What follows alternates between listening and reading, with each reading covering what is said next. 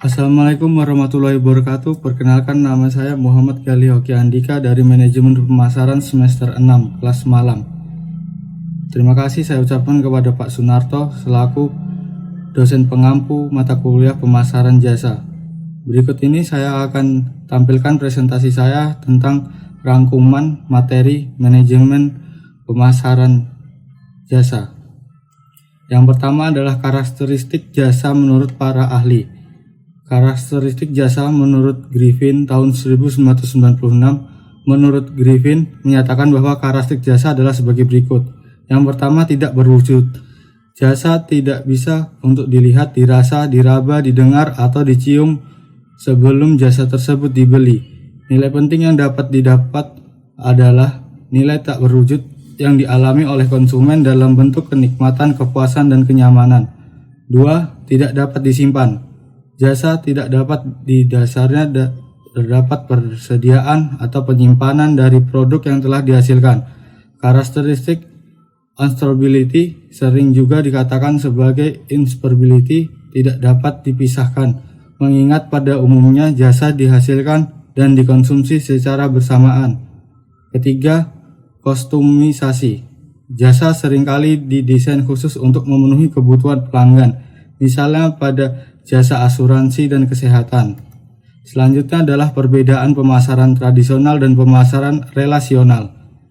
Dari aspek fokus, pemasaran tradisional fokus terhadap penjualan, sedangkan pemasaran relasional mempertahankan pelanggan.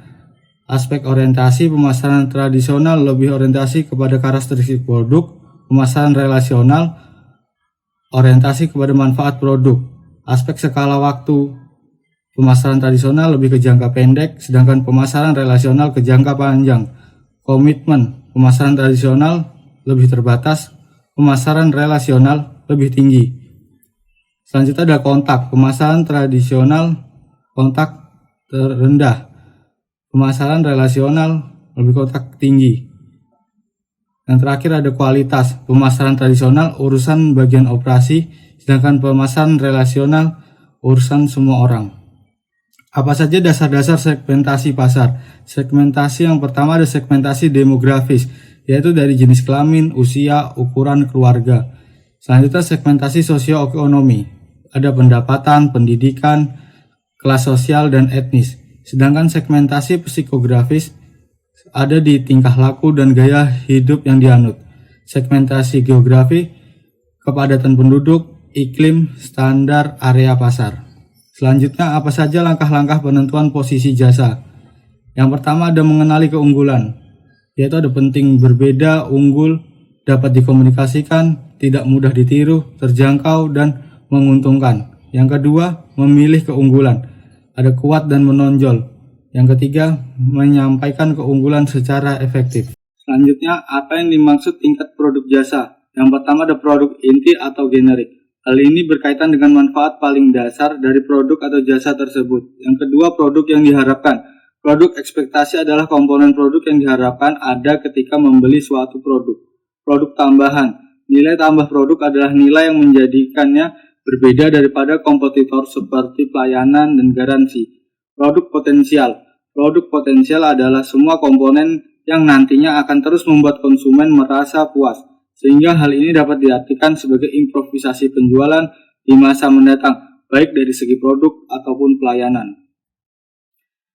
Lalu apa saja fungsi lingkungan jasa? Yang pertama dengan media pencipta pesan, yang kedua media pencipta atau penarik perhatian, yang ketiga media pengunggah emosi atau perasaan. Slide selanjutnya ada landasan strategi penentuan harga. Yang pertama dari biaya-biaya. Metode ini adalah yang paling standar dan paling banyak digunakan. Metode ini menentukan harga berdasarkan total biaya-biaya yang dikeluarkan untuk memproduksi produk yang dijual dan menambahkan sejumlah persentase tertentu sebagai laba. Yang kedua ada persaingan, received value fixing, yakni penetapan harga jual berdasarkan harga jual rata-rata produk sejenis. Ada sell with pricing, yakni penetapan harga jual berdasarkan penawaran yang diajukan oleh pesaing. Yang ketiga, dan nilai untuk pelanggan. Strategi yang lebih mengutamakan kondisi ataupun kebutuhan konsumen. Strategi ini memungkinkan adanya perbedaan harga meskipun produknya sama, akibat beberapa faktor tertentu seperti letak geografis, waktu, dan sebagainya. Apa saja implikasi karakteristik jasa terhadap manajemen distribusi? Yang pertama ada implikasi ketakberwujudan, yang kedua implikasi tidak dipisahkan, lalu yang termasuk dalam bauran promosi, yang pertama ada periklanan, yang kedua ada penjualan perseorangan, tiga ada promosi penjualan, yang keempat hubungan masyarakat, yang kelima informasi dari mulut ke mulut, yang keenam pemasaran langsung, dan yang terakhir adalah publikasi pemasaran. Apa saja pentingnya kualitas jasa?